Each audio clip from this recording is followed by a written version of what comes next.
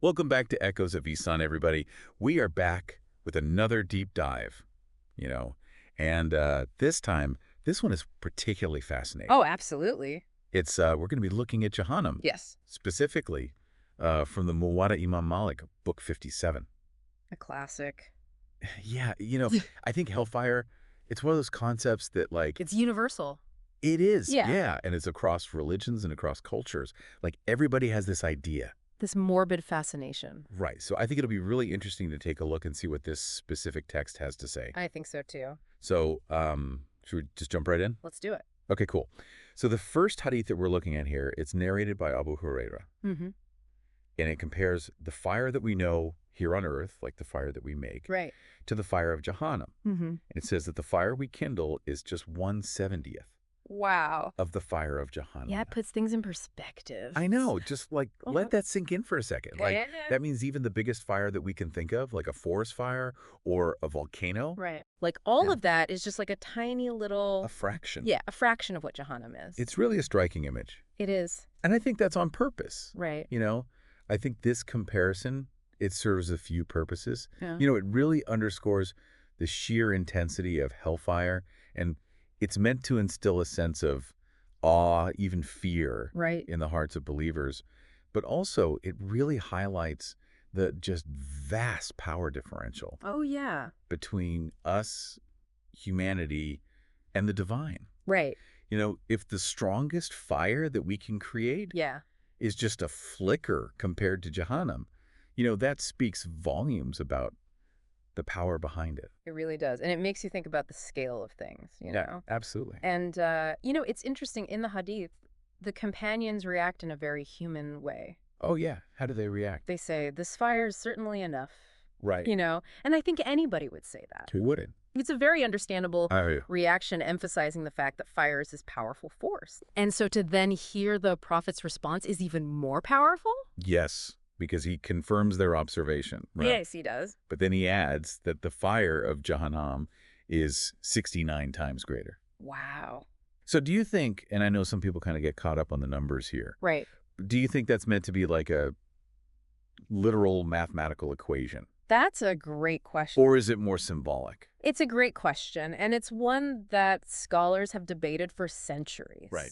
Some argue for a literal interpretation. They say that, it emphasizes the sheer magnitude of Yeah. hellfire, and then others suggest that it's more of a metaphor, Okay. Highlighting the vast difference between earthly fire and the fire of Jahannam, without getting too bogged down in Right. specific calculations. Right. But either way, the core message is the same.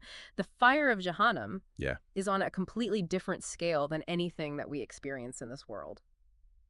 It's just mind-blowing to think about. Absolutely. Okay, so let's move on to the second hadith here. Okay. It's also narrated by Abu Huraira. Okay. And this one talks about the color of the fire Okay. of Jahannam. And it says that it is blacker than tar. Blacker than tar. Black fire. Uh, That's, I don't even know how to picture that, yeah. Like, we think of fire as like reds and oranges and yellows. Right, right. So what does this black fire tell us about Jahannam?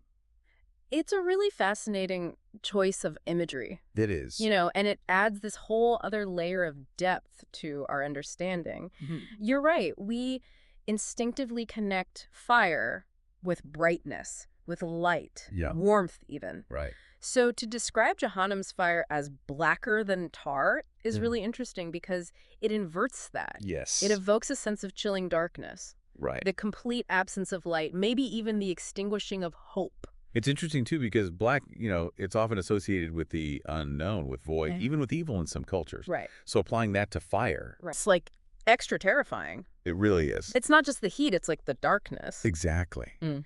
It's suggesting that Jahannam is not just a place of physical torment, Right. but also of spiritual desolation. Oh, that's interesting. Black fire symbolizes this absence of any redeeming quality. Right. It's a total negation of everything positive, everything life-affirming that we associate with light and warmth. Wow. Yeah, and it makes you think about the Islamic understanding of sin and punishment. It does. Like it's not just about physical pain. Right. It's like the spiritual consequence of like Yeah. being cut off from God. Precisely. Yeah. The imagery of black fire really reinforces this idea that the true punishment of Jahannam is separation from God's mercy and grace. That's a very powerful concept. It is a powerful reminder that our choices carry weight, Yeah. both in this life and in the next. So to recap here, we've kind of looked at these two really powerful descriptions Right. of Jahannam's fire from the Muwatta Imam Malik.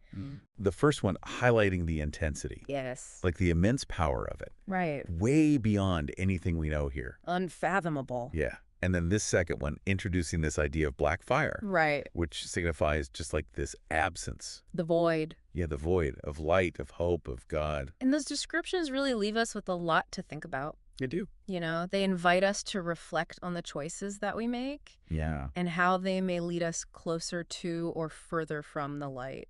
Right. And it's interesting, because even the fires that we know here Yeah. are just like this teeny tiny reflection Right. of what's described in Jahannam. Yeah. So to all of our listeners out there, I think take these descriptions, Yeah. explore this text further, think about it for yourself. Ponder it. Yeah, ponder it. What does this mean for your journey? What does it mean for you? Yeah.